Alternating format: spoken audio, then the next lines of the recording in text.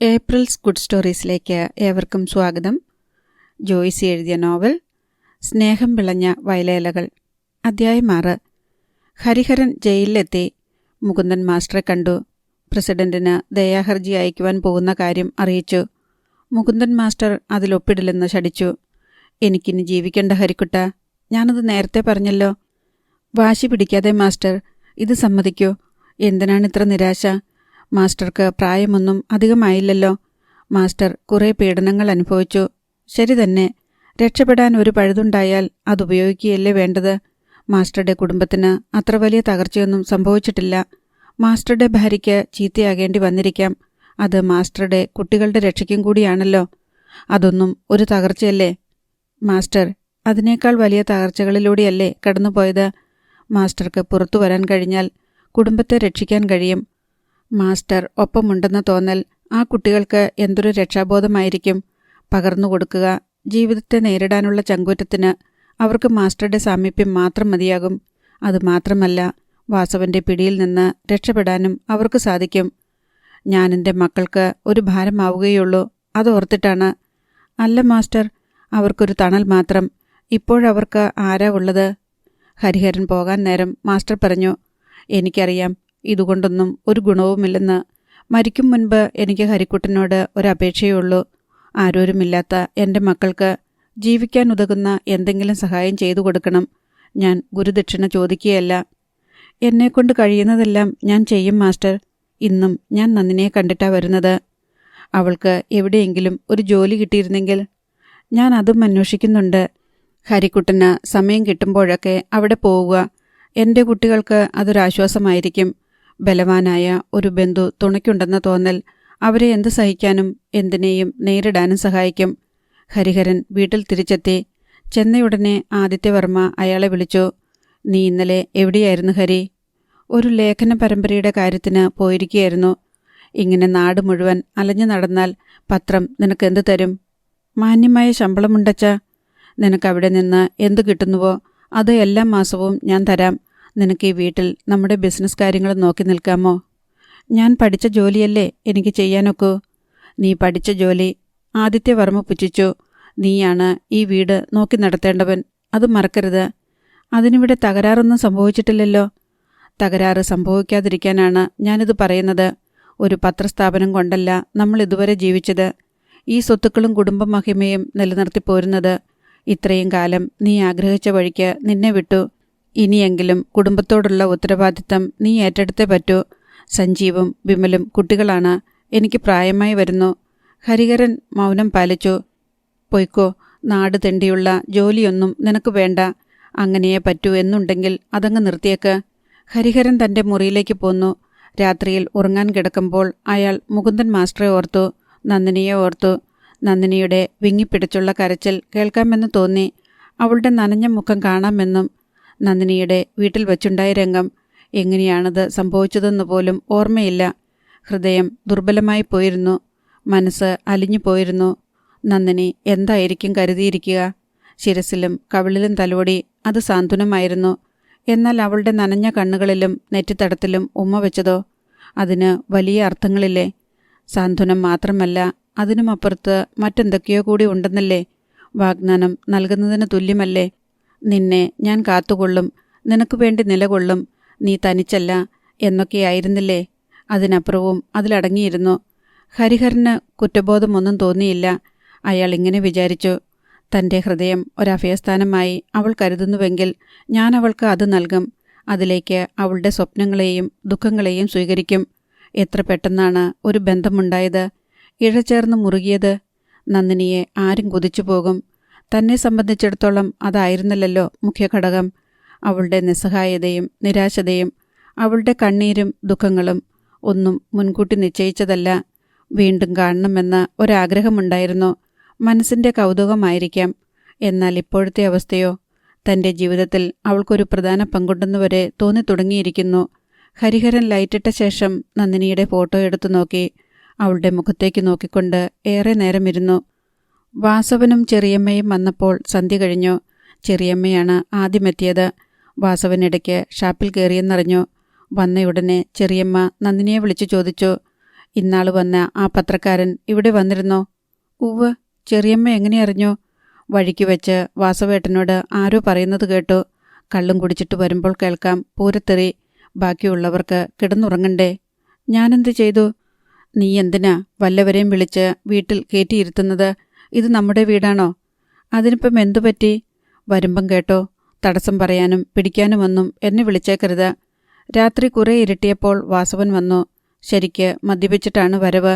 വന്നയുടനെ നന്ദിനിയെ വിളിച്ച് തെറി തുടങ്ങി. നായിൻ്റെ മോളെ, ഇന്ന് അവനിവിടെ വന്നു അല്ലേടി? വീട്ടിലാരുമില്ലാത്ത നേരത്ത് നീ അവനെ വിളിച്ചു വരുത്തിയതല്ലേടി? എന്നിട്ട് രണ്ടുപേർക്കും സ്വൈര്യമായിട്ട് ലാളിക്കാൻ കൊച്ചുമോനെ ബൈക്ക് കാവലിന് വഴിയിലോട്ട് ഇറക്കി വിട്ടിരിക്കുന്നു. നന്ദിനി മനസ്സടക്കി മൗനമായി നിന്ന് കേട്ടു. ഹോട്ടലിലെ ബിസിനസ് എൻ്റെ വീട്ടിലേക്കും കൂടി സ്ഥാപിച്ചോടി. ഞാനെങ്ങാനൊന്ന് തൊട്ടാൽ വെണ്ണനെയ് ഉരുകുമല്ലേ? തള്ളയും അനുജത്തിയും അനിയനുമെല്ലാം ഗുസ്തി പിടിക്കാൻ ഓടിവരും. അവളൊരു പരിശുദ്ധ. ഹോട്ടലിൽ വെച്ചും പിന്നെ വീട്ടിൽ വരുത്തിയും വ്യഭിചരിച്ചിട്ടും ആർക്കും ഒരു കൂസലുമില്ല. എവിടെയാടി നിന്റെ ചാരിത്രം? അയാൾ ലേഖയെയും കൊച്ചുമോനെയും വിളിച്ചെഴുന്നേൽപ്പിച്ചു. നീ എവിടെ പോയിരുന്നടി? അയാൾ ലേഖയോടലറി. ടൈപ്പിന്. നിന്റെയൊരു ഒടുക്കത്തെ ടൈപ്പ് പെടുത്തം. അതങ്ങ് നിർത്തിയേക്ക്. എടാ കൊച്ചുമോനെ. എന്തോ? അയാളിവിടെ വന്നപ്പോൾ നീ എന്തിനാ ബൈക്കിനടുത്തേക്ക് പോയത്? ആരെങ്കിലും കാറ്റു കുത്തുന്നുണ്ടോ എന്ന് നോക്കാൻ. അയാൾ കൊച്ചുമോൻ്റെ ചികിട്ടത്തടിച്ചു. അവനെ തല്ലണ്ട. അതൊക്കെ എൻ്റെ നേരെ ആയിക്കോ. നന്ദിനി ഇടയ്ക്ക് കയറി നിന്നു. അയാൾ അവളുടെ മുഖത്തേക്ക് 2 തവണ ആട്ടി. നായിൻ്റെ മോളെ, നിന്റെ ആരാടി അവൻ? നീ എന്തിനാടി അവനെ വിളിച്ചു വരുത്തിയത്? വിളിച്ചു വരുത്തിയതല്ല, വന്നു. എനിക്ക് കാട്ടുപോത്തിൻ്റെ സ്വഭാവമില്ലാത്തതുകൊണ്ട് മര്യാദ കാണിച്ചു. അന്യനൊരുത്തിനെ വീട്ടിൽ വിളിച്ചു കയറ്റി കഥ കടച്ചിട്ട് അനുജനെ വണ്ടിക്ക് കാവൽ നിൽക്കാൻ പറഞ്ഞു വിടുന്നത് ആരുടെ മര്യാദയടി? നിന്നെപ്പോലത്തെ തേവിടിശികളുടെ. ഞാൻ എന്ത് തെറ്റാ ചെയ്തത്? ഇവിടെ അത് നടക്കുകയല്ലടി, നടക്കുകയല്ല. എൻ്റെ ചോറും തിന്ന് എൻ്റെ തുണിയും ഉടുത്ത് എൻ്റെ വീട്ടിൽ കിടന്നുകൊണ്ട് എന്നോട് പടവെട്ടാൻ ഞാൻ സമ്മതിക്കുകയല്ല. ഇനി ഞാൻ നാറി എൻ്റെ വീട്ടിൽ കാലുകുത്തിയാൽ 2ൻ്റെയും തല ഈ മുറ്റത്ത് കിടന്നുരുളും. വാസവന പറയുന്നേ. എൻ്റെ വീട്ടിൽ ഞാൻ പറയുന്നത് പ്രമാണം. അതനുസരിക്കാൻ മനസ്സില്ലെങ്കിൽ എൻ്റെ വീട്ടിൽ നിന്ന് ഇറങ്ങിത്തരണം. നന്ദിനി അയാളുടെ മുന്നിൽ നിന്നും പോയി. മുൻവശത്ത് കുറേ നേരം കൂടി ബഹളം കേൾക്കാമായിരുന്നു. ആഹാരം കഴിഞ്ഞ് എല്ലാവരും കിടന്നു. നന്ദിനിക്ക് ഉറക്കം വന്നില്ല. ഹരിഹരൻ്റെ മുഖമാണ് മനസ്സിൽ. വലിയ ഒരു ശക്തി തൻ്റെ പിന്നിലുണ്ടെന്ന് അവൾക്ക് തോന്നി. എന്തിനും കരുത്തേകുന്ന ശക്തി. കൊച്ചുമോൻ ആ രംഗം കണ്ടുവോ? അവൻ മുറ്റത്തുകൂടി ചേച്ചിയെന്ന് വിളിച്ചു വരുന്ന ശബ്ദം കേട്ടാണ് ഞെട്ടിമാറിയത്. അതുവരെ കരുത്തുറ്റ കരങ്ങളുടെ സുരക്ഷിത വലയത്തിനുള്ളിലായിരുന്നു നനച്ചിരിക്കാത്ത ഒരു സംഭവം. അതെന്തായിരുന്നു? നനുത്ത വിരലുകൾ നെറ്റിയിലും കവിളിലും തലോടിയതു മുതൽ താൻ മോഹനിദ്രയിലായിരുന്നു. എല്ലാം സ്വപ്നമയം. ആ കൈകൾ തന്നെ പിടിച്ചു ചേർത്ത് നിർത്തിയതും, നെഞ്ചിൽ മുഖമൊട്ടിച്ച് ഒരു കുഞ്ഞിനെപ്പോലെ കരഞ്ഞതും, പിന്നെ ആ മാർച്ചൂടിൽ അലിഞ്ഞു നിന്നതും, നെറ്റിയിലും കണ്ണുകളിലും ചുടുചുംബനങ്ങൾ പതിഞ്ഞതും. യഥാർത്ഥത്തിൽ അങ്ങനെയൊന്ന് സംഭവിച്ചുവോ? അതോ വെറും മായക്കാഴ്ചയോ? ഓർക്കുമ്പോൾ അമ്പരപ്പാണ്. എന്തായിരുന്നു അതിൻ്റെയൊക്കെ അർത്ഥം? നന്ദിനിക്ക് പേടി തോന്നി. അതെല്ലാം അരുതാത്തതായിരുന്നോ? ഹരിഹരൻ സാർ തന്നെക്കുറിച്ച് എന്താവും ധരിച്ചിരിക്കുക?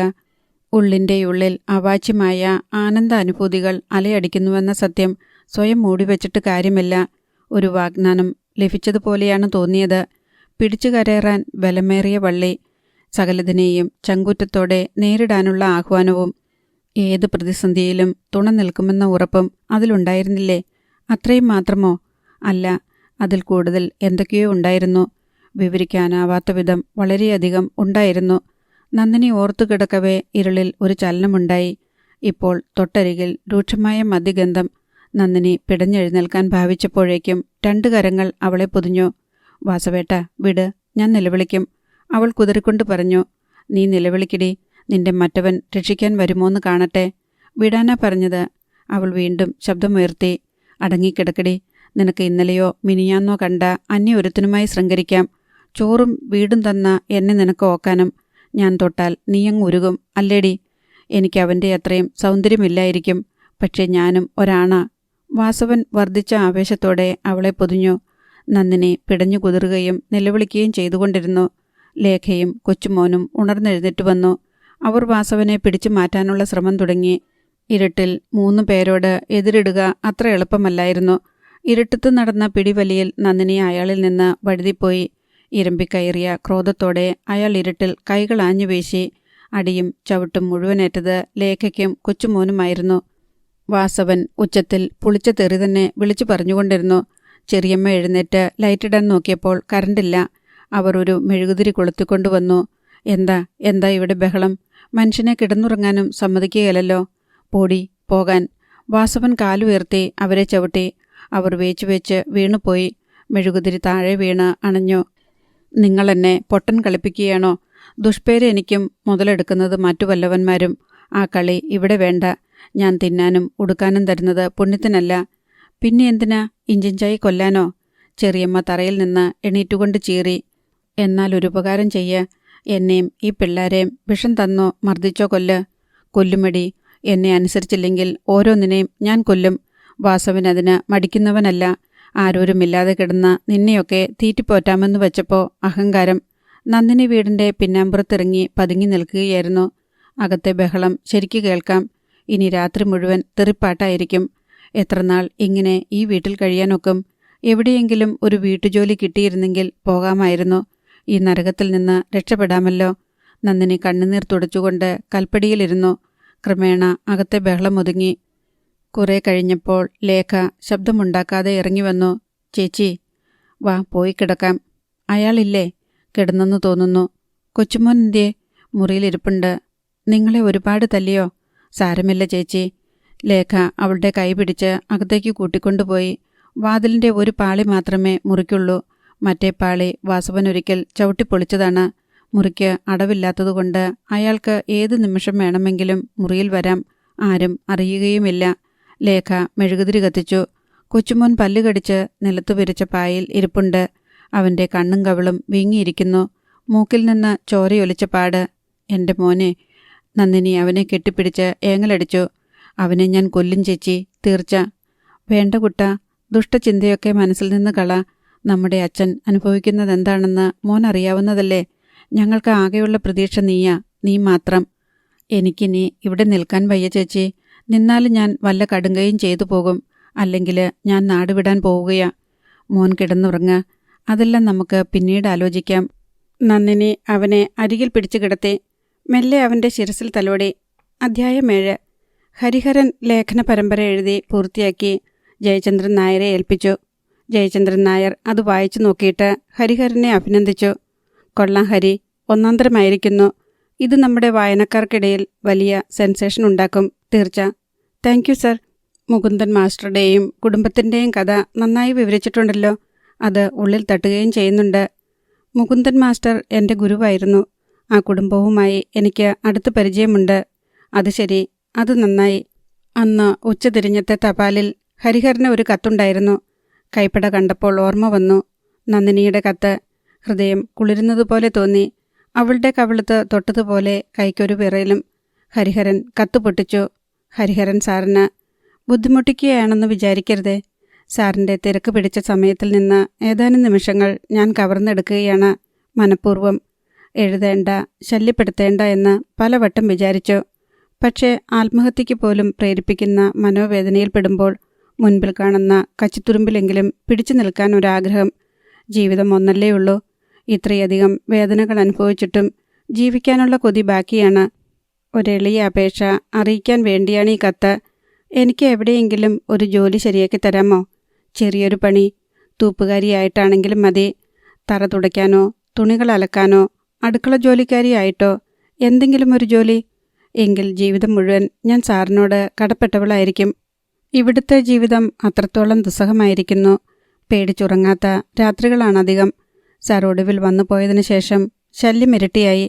ഒരു നിൽക്കക്കള്ളിയുമില്ലാത്ത അവസ്ഥ. ഈ നാട്ടിലെല്ലാം ഞാൻ വ്യഭിചാരിണിയായി മുദ്ര കുത്തപ്പെട്ടു കഴിഞ്ഞു. ഹോട്ടലിൽ പോയി ബിസിനസ് നടത്തുന്ന എന്നായിരുന്നു ആദ്യത്തെ പ്രചാരണം. ഇപ്പോൾ വണ്ടിയുമായി കുബേരകുമാരന്മാർ വീട്ടിൽ വരുന്നുവെന്നാണ് വാസവേട്ടൻ തന്നെ പറഞ്ഞു പരുത്തുന്നത്. അന്ന് സാർ വന്നപ്പോൾ കൊച്ചുമോനെ പുറത്തു പറഞ്ഞു വിട്ട ശേഷം സാറുമൊത്ത് രമിക്കുകയായിരുന്നത്രേ. ആ പേരും പറഞ്ഞ് വാസവേട്ടൻ ഭയങ്കര പ്രശ്നമുണ്ടാക്കി. അതിൻ്റെ പേരിൽ ഇന്നും തല്ലും വഴക്കും കഴിഞ്ഞതേയുള്ളൂ. ആ മനുഷ്യനെതിരെ മനസ്സുകൊണ്ട് പടപൊരുതി, മനസ്സിൽ പ്രാക്കുകൾ ഉരുവിട്ട് എപ്പോഴും പൊട്ടിത്തെറിക്കാൻ വെമ്പി എൻ്റെ മനസ്സും നാവും കൂടി ചീത്തയായി പോകുന്നുവോ എന്നാണ് ഇപ്പോഴത്തെ പേടി. തിരക്കിനിടയിൽ ബുദ്ധിമുട്ടിച്ചതിന് മാപ്പ്. അച്ഛനോട് കാണിച്ച സൗമനസ്യത്തെ ചൂഷണം ചെയ്യുകയാണെന്ന് വിചാരിക്കരുതേ. വേറെയൊന്നും എഴുതാനില്ല. സാറിനും കുടുംബാംഗങ്ങൾക്കും ക്ഷേമമല്ലേ? നിർത്തട്ടെ. സ്നേഹത്തോടെ നന്ദിനി. ഹരിഹരൻ ആ കത്ത് പല ആവർത്തി വായിച്ചു. അയാളത് ഭദ്രമായി പോക്കറ്റിൽ വെച്ചു. അത് വിലയേറിയ ഒരു രേഖയാണെന്ന് അയാൾക്ക് തോന്നി. അതിനുള്ളിൽ എന്തെല്ലാമുണ്ട്? നിഷ്കളങ്കിയായ ഒരു പെൺകുട്ടിയുടെ വേദന വിതുമ്പുന്ന ഹൃദയം, അവളുടെ കണ്ണീർ, അവളുടെ ഭയാശങ്കകൾ, വിഹുലതകൾ, അവളുടെ ആശയും പ്രതീക്ഷയും, അവളുടെ അഭയം തേടൽ, അങ്ങനെ എന്തെല്ലാം. ആശ്രയത്തിന് കേഴുന്ന അവളുടെ ജീവിതം അതിലുണ്ട്. തീർച്ചയായും അത് വിലയേറിയത് തന്നെ. ആരുടെ കത്താ ഹരി? ആരാധകരാണോ? ജയചന്ദ്രൻ നായർ ചോദിച്ചു. ഹേയ്, അല്ല. മുകുന്ദൻ മാസ്റ്ററുടെ മകളെപ്പറ്റി പറഞ്ഞില്ലേ, ഒരു നന്ദിനി. അവൾ എഴുതിയിരിക്കുന്നു. ഓഹോ, കത്തിടപാടുകളുമുണ്ടോ? എന്താ വിശേഷം? അവൾക്ക് എന്തെങ്കിലും ഒരു ജോലി സംഘടിപ്പിച്ചു കൊടുക്കാമോ എന്ന്. നോക്കൂ ഹരി, നമുക്കവരോട് സഹാനുഭൂതിയൊക്കെയുണ്ട്. നമ്മളത് പത്രത്തിൽ എഴുതിയാൽ മതി. ഇതുപോലത്തെ കേസുകളിലൊക്കെ ഇടപെടുന്നത് റിസ്ക്കാണ്. പിന്നീടത് കുഴപ്പമായിട്ട് വരും. ഹരിഹരൻ മറുപടിയൊന്നും പറഞ്ഞില്ല. വീട്ടിലെത്തിയ ശേഷവും അയാൾ ആ കത്തെടുത്ത് ഒന്നുകൂടി വായിച്ചു നോക്കി. പാവം, അയാൾ തന്നെത്താൻ പറഞ്ഞു. അവൾ വല്ലാതെ വിഷമിക്കുന്നുണ്ടാവണം. ഒരുപക്ഷെ ഏറ്റവും ഒടുവിലത്തെ അഭയമായിട്ടായിരിക്കാം തന്നെ അവൾ കാണുന്നത്. നിരാശയിൽപ്പെട്ടുഴലുമ്പോൾ പ്രതീക്ഷയുടെ ഒരു തിരുനാളം. അവിടം വരെ ഒന്ന് പോകണമെന്ന് അയാൾ അത്യധികമായി ആഗ്രഹിച്ചു. നന്ദിനിയെ ഒന്ന് കാണണം. കുറച്ചുകൂടി ക്ഷമയോടെ കാത്തിരിക്കാൻ പറയണം. എന്തും സഹിച്ച് പിടിച്ചു നിൽക്കണമെന്നും. ഒരല്പം ആശ്വാസം, ഒരു സാന്ത്വനം, രക്ഷപ്പെടുത്താമെന്ന ഉറപ്പ്. അവൾക്കത് മൃതസഞ്ജീവിനിയായിരിക്കും. അബദ്ധസഞ്ചാരിണിയായി മുദ്രകുത്തപ്പെട്ട ഒരു പെണ്ണിൻ്റെ മാനസികാവസ്ഥ ഊഹിക്കാവുന്നതേയുള്ളൂ. ഒരു കണക്കിൽ താനാണ് എല്ലാറ്റിനും കാരണം. ഹോട്ടലിൽ താമസിച്ചതും മറ്റാരുമില്ലാത്ത സമയത്ത് വീട്ടിൽ ചെന്ന് കണ്ടതും അവൾക്ക് വലിയ ദോഷമായി ഭവിച്ചിരിക്കുന്നു. കള്ളക്കഥകൾ മെനഞ്ഞുണ്ടാക്കുന്നവർക്ക് സത്യമറിയണ്ട. ഒരു ജീവിതം കൊണ്ടാണ് അവർ കളിക്കുന്നതെന്ന് അവർക്കറിഞ്ഞുകൂടാ. ഒരുപക്ഷെ അന്ന് ഹോട്ടലിൽ താമസിപ്പിച്ചതുകൊണ്ടാണ് നന്ദിനിയുടെ കഥകൾ അറിയാൻ കഴിഞ്ഞത്. മറ്റാരുമില്ലാത്ത സമയത്ത് വീട്ടിൽ വെച്ച് കണ്ടതുകൊണ്ടാണ് അവളുടെ ഹൃദയത്തോട് അടുക്കാൻ കഴിഞ്ഞത്. രണ്ടും തെറ്റല്ല. അവിടെ ഒന്ന് പോയാലോ? അവൾക്കത് ദോഷമല്ലേ ചെയ്യൂ. പക്ഷേ ഒരിക്കലും പോകാതിരിക്കാൻ ഒക്കില്ല. വാസവന്റെ ചീത്ത കേൾക്കേണ്ടി വരുമായിരിക്കും. നന്ദിനിക്ക് വേണ്ടി അത് കേട്ടില്ലെന്ന് വയ്ക്കാം, സഹിക്കാം. ഗാഢചിന്തയിലായിരുന്ന ഹരിഹരൻ കല്യാണി പതുങ്ങി വരുന്നത് കണ്ടില്ല. അവൾ വന്നതും ഒച്ചയുണ്ടാക്കിക്കൊണ്ട് ഹരിഹരൻ്റെ കയ്യിലിരുന്ന കത്ത് തട്ടിത്തെറിപ്പിച്ചതും ഒപ്പം കഴിഞ്ഞു. ഹരിഹരൻ ഞെട്ടിപ്പോയി. അങ്കിൾ പേടിച്ചു, ഞാൻ പേടിപ്പിച്ചു. കല്യാണി ആർത്തിച്ചിരിച്ചു. കല്യാണി, ആ കത്തിങ് തരൂ. തരില്ല. അവൾ കത്ത് പിറകിൽ പിടിച്ചുകൊണ്ട് പിന്നോക്കം നീങ്ങി. കല്യാണി, അങ്കിളിന് ദേഷ്യം വരും. കത്തിങ് തരൂ. ഇല്ല, തരില്ല. ഹരിഹരൻ എഴുന്നേൽക്കാൻ തുനിഞ്ഞപ്പോൾ അവൾ ഓടി മുറിക്ക് പുറത്തു കിടന്നു. എന്നിട്ട് വാതിലിനപ്പുറം ഭിത്തിക്ക് മറിഞ്ഞു നിന്നു. ഇടയ്ക്ക് തലയെത്തിച്ച് ഹരിഹരനെ നോക്കി. കല്യാണി, കത്തിങ് തരാനാ പറഞ്ഞത്. മറുപടിയില്ല. പെണ്ണൊളിച്ചു നിൽക്കുകയാവും. ഹരിഹരൻ ഒച്ചയുണ്ടാക്കാതെ പമ്മിപ്പതുങ്ങി ചെന്നു. മുറിക്ക് വെളിയിൽ കടന്നു നോക്കിയപ്പോൾ കല്യാണിയില്ല. കല്യാണി, അയാൾ 2-3 ആവർത്തി വിളിച്ചു. പ്രതികരണമൊന്നുമില്ല. ഹരിഹരൻ കോണിപ്പടിയിറങ്ങി താഴെ ചെന്നു. നോക്കുമ്പോൾ തളത്തിലിരുന്ന് വിലാസിനി ചേച്ചി കത്തു വായിക്കുന്നു. അരികിൽ കല്യാണി ആകാംക്ഷയോടെ. ഹരിഹരൻ പെട്ടെന്ന് മുകളിലേക്ക് പോരാൻ ഭാവിച്ചു. അപ്പോൾ ചേച്ചിയുടെ വിളിയച്ച. ഹരിക്കുട്ട. അയാൾ തെല്ല് പരിഭ്രമത്തോടെ തിരിഞ്ഞു. ഇവിടെ വാ. ചേച്ചിയുടെ നോട്ടം പന്തിയല്ലെന്ന് തോന്നി. അയാൾ അടുത്തു ചെന്നു. കല്യാണി സോഫയ്ക്ക് പിന്നിൽ മറിഞ്ഞു കഴിഞ്ഞു. ആരുടെ കത്തായത്? നന്ദിനിയുടെ. അത് അടിയിൽ പേര് കണ്ടപ്പോൾ മനസ്സിലായി. ഏതാ ഈ നന്ദിനി? മുകുന്ദൻ മാസ്റ്ററുടെ മകൾ. തൂക്കിക്കൊല്ലാൻ വിധിക്കപ്പെട്ടയാൾ അല്ലേ? ചേച്ചിക്ക് മുകുന്ദൻ മാസ്റ്ററെ അങ്ങനെയേ അറിയൂ. ഞാൻ ചോദിച്ചത് ശരിയാണോ? അതെ. അവൻ്റെ മകളുമായി എന്ന് തുടങ്ങി കത്തിടപാട്? ഹരിഹരൻ വിലാസിനിയെ സൂക്ഷിച്ചു നോക്കി. വിലാസിനി തിരിച്ചും.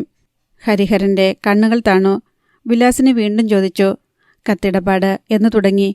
കത്തിടപാടെന്ന് പറയാൻ ആകെ ഇത് മാത്രമേയുള്ളൂ. ഞാൻ കണ്ടത് ഇത് മാത്രമല്ലേ? അതുകൊണ്ട് താൻ കള്ളം പറയുകയാണെന്ന ധ്വനി. ചേച്ചിക്ക് സൗകര്യമുണ്ടെങ്കിൽ വിശ്വസിച്ചാൽ മതി. എനിക്ക് നിർബന്ധമൊന്നുമില്ല. ഹരിഹരൻ ചൊടിച്ചു. നീ ദേഷ്യപ്പെടേണ്ട. ഞാൻ വിശ്വസിച്ചിരിക്കുന്നു. മുകുന്ദൻ എന്ന കൊലപ്പുള്ളി പണ്ട് നിന്റെ മാസ്റ്ററായിരുന്നിരിക്കാം. നീ കൊലപ്പുള്ളികളെക്കുറിച്ച് ലേഖനം എഴുതാൻ പോയതും ശരി. പക്ഷേ അതിനപ്പുറത്ത് ബന്ധങ്ങളൊന്നും വേണ്ടായിരുന്നു. മാസ്റ്ററുടെ മകൾ എനിക്കൊരു കത്തെഴുതാൻ പാടില്ലെന്ന് വല്ല നിയമവുമുണ്ടോ? ഉണ്ട്. ഒരു കൊലപ്പുള്ളിയുടെ മകളുമായി ഹരിക്കുട്ടന് കത്തിടപാട് വേണ്ട. അതിനിപ്പോൾ എന്ത് സംഭവിച്ചു? കത്ത് വായിച്ചപ്പോൾ എനിക്ക് ചിലതൊക്കെ മനസ്സിലായി. നീ ഒന്നിലധികം തവണ അവിടെ പോയിട്ടുണ്ടെന്നും ഒരു തവണ വീട്ടിൽ അവൾ മാത്രമുള്ളപ്പോഴാണ് ചെന്നതെന്നും ഒരു തവണ നിങ്ങളൊന്നിച്ച് ഹോട്ടലിൽ താമസിച്ചെന്നും അവളെക്കുറിച്ച് അന്നാട്ടുകാർക്ക് മോശമായ അഭിപ്രായമാണുള്ളതെന്നും അവളെ കാണാൻ ചെല്ലുന്ന നിന്നെയും അവർ അത്തരത്തിലാണ് കാണുന്നതെന്നും ഇനി നിന്നെ ആശ്രയിച്ചു കൂടാനാണ് അവളുടെ മനസ്സിലിരിപ്പെന്നും അങ്ങനെ പലതും. ഹരിഹരൻ്റെ മുഖം ചുവന്നു. മനസ്സിലായല്ലോ, ഇനി ആ കത്തിങ്ങതാ. അയാൾ തട്ടിപ്പറിക്കും പോലെ ആ കത്ത് വാങ്ങിക്കൊണ്ട് കോണിപ്പടി കയറി മുകളിലേക്ക് പോയി.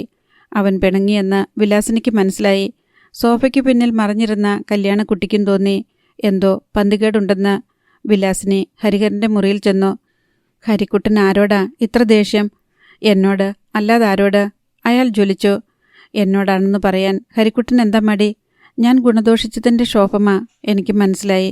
ഹരിഹരൻ ഒന്നും മിണ്ടാതെ കൈകൾ കൂട്ടിത്തിരുമ്മി. ഞാൻ ആ കത്ത് വായിച്ചിട്ട് നിന്നോട് പിന്നെ എന്താ പറയേണ്ടത്? അത് നല്ല ഏർപ്പാടാണോ? ചേച്ചി എന്തിനാ എൻ്റെ കത്ത് വായിച്ചത്? ചേച്ചി അത് വായിച്ചത് മോശമായി പോയി, മര്യാദകേട്. നീ ചിലപ്പോൾ എനിക്ക് കത്തുകൾ വായിക്കാൻ തരാറില്ലേ? അത് വേറെ. അപ്പോൾ ഇത് മറച്ചു വെക്കേണ്ട കത്തായിരുന്നു അല്ലേ? വീട്ടിലുള്ളവരറിഞ്ഞാൽ മോശമാണെന്ന് നിനക്ക് തന്നെ അറിയാമായിരുന്നു. അതെ, മോശമാ.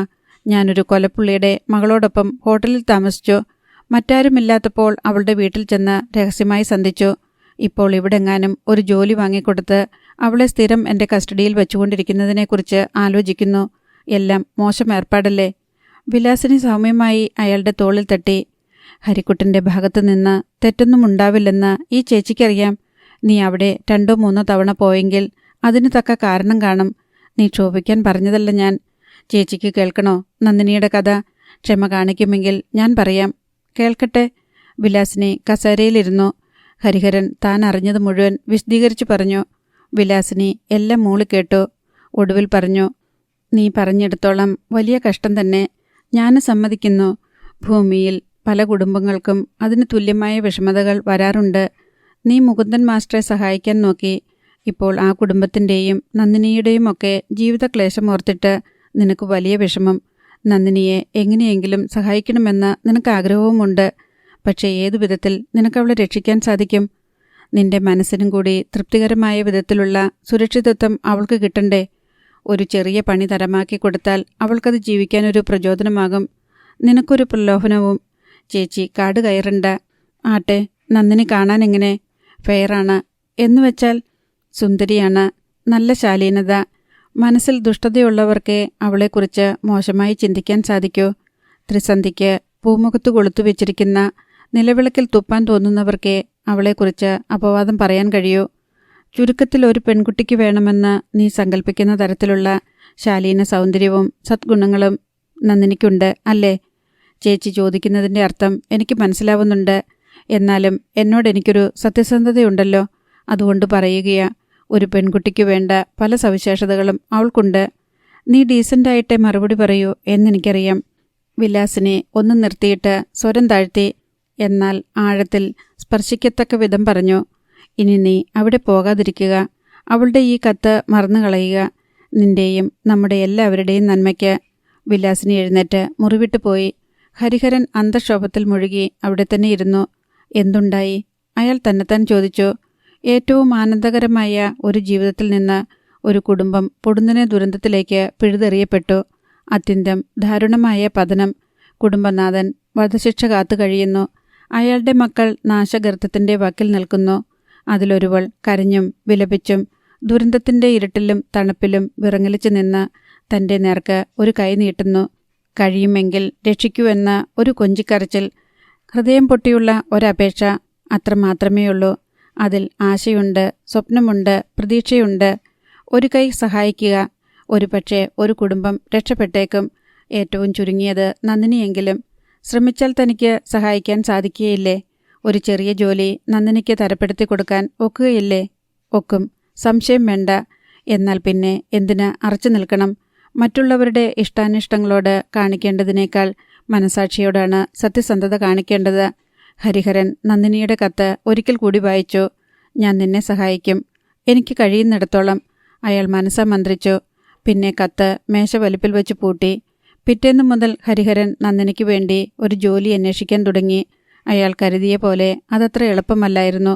ബുദ്ധിയും സാമർഥ്യവും ഉണ്ടെന്നതൊഴിച്ചാൽ ഒരു ജോലിക്ക് വേണ്ടുന്ന യോഗ്യതകളൊന്നും നന്ദിനിക്കില്ല. ടെക്നിക്കൽ എഡ്യൂക്കേഷൻ ഒന്നുമില്ല. ആകെയുള്ള യോഗ്യത സ്കൂൾ ഫൈനൽ പാസ്സായത് മാത്രം. അങ്ങനെ കഴിയവേ ഹരിഹരന് നന്ദിനിയെ കാണണമെന്ന് പെട്ടെന്നൊരു തോന്നലുണ്ടായി. ഒരു മോഹം. അവളുടെ ഇപ്പോഴത്തെ അവസ്ഥയെക്കുറിച്ചറിയാൻ കാണാനുള്ള ആഗ്രഹത്തേക്കാൾ ഉപരി ഒരുതരം ആശങ്ക. ദുഷ്ടതയുടെ കൈകളിൽ നിന്ന് രക്ഷപ്പെടുവാനായി എല്ലായ്പ്പോഴും അവൾ കുതിറിക്കൊണ്ടിരിക്കുകയാണെന്ന വിചാരം. ഒരു ദിവസം രാവിലെ അയാൾ ബൈക്കിൽ പുറപ്പെട്ടു. നന്ദിനിയുടെ ഗ്രാമത്തിലെത്തുമ്പോൾ ഉച്ചതിരിഞ്ഞു.